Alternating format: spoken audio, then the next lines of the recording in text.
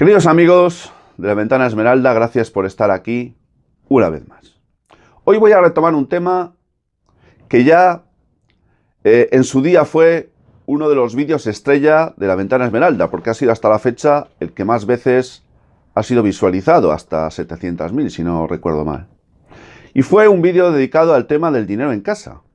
Un tema que importa mucho, que nos interesa a todos.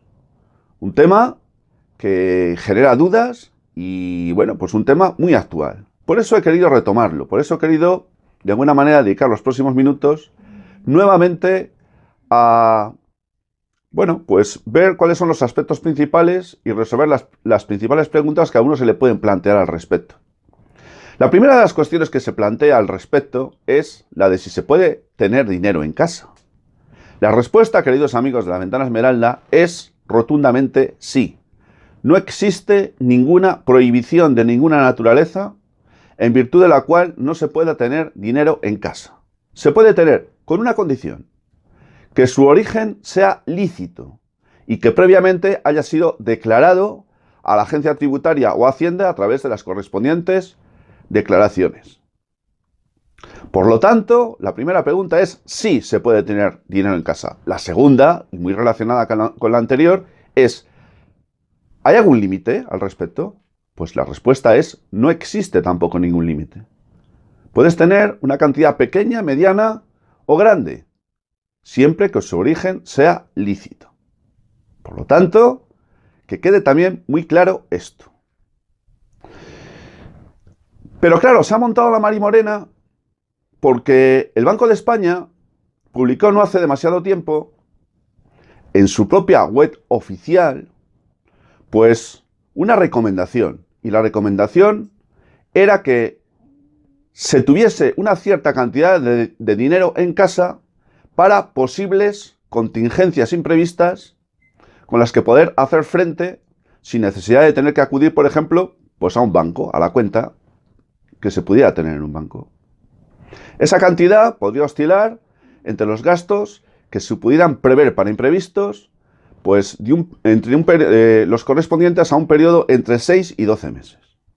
Pues se ha montado la marimorena porque el Banco de España, donde dijo digo, posteriormente pretendió decir Diego. ¿Y qué es lo que ha pasado? Pues que han salido los censuradores de turno, a los que no voy a mentar porque no se lo merecen, pero que todos muy bien sabemos de quiénes se trata, porque siempre son los mismos, diciendo que esto era un bulo. Bueno, pues no se ha tratado de ningún bulo. Porque si el Banco de España tiene en su web oficial un blog de colaborador con un espacio que se llama Finanzas para Todos, donde aparece esa recomendación de manera expresa, estoy hablando de la web del Banco de España, en un blog interior con el que Banco de España colabora, es evidente que está dando el ok a esa recomendación. Por lo tanto, que no vengan con milongas, porque eso es lo que dijeron y eso es lo que sigue apareciendo. Por lo tanto, el Banco de España sí recomienda eso, aunque parece ser que se ha debido de columpiar, han debido de darse cuenta de que igual se habían pasado un poco y han tratado de enmendarlo, pero no han podido. Por tanto, los censuradores de siempre se han esforzado en hacernos creer que esto era un bulo, pero no lo es. Aparece, insisto, en el blog de colaboración que aparece en el Banco de España titulado Finanzas para Todos. Bien. Queridos amigos de la Ventana Esmeralda, uno puede hacer con su dinero lo que le dé la gana. Puede sacar todo el dinero que quiera y se lo puede gastar o lo puede guardar en su casa o donde le parezca bien. Pero si resulta que transcurrido un tiempo empieza a hacer pequeños usos pequeños pero continuados usos con ese dinero, hasta tal punto que empieza pudiera generar algún tipo de sospecha en Hacienda en torno al origen de ese dinero y el titular de ese dinero no pudiera acreditar válidamente o con la debida transparencia el origen o procedencia del dinero que extrajo en su día del banco, aunque sea suyo, pudiera tener problemas con Hacienda porque pudiera meterle algún tipo de impuesto en virtud de un supuesto enriquecimiento patrimonial.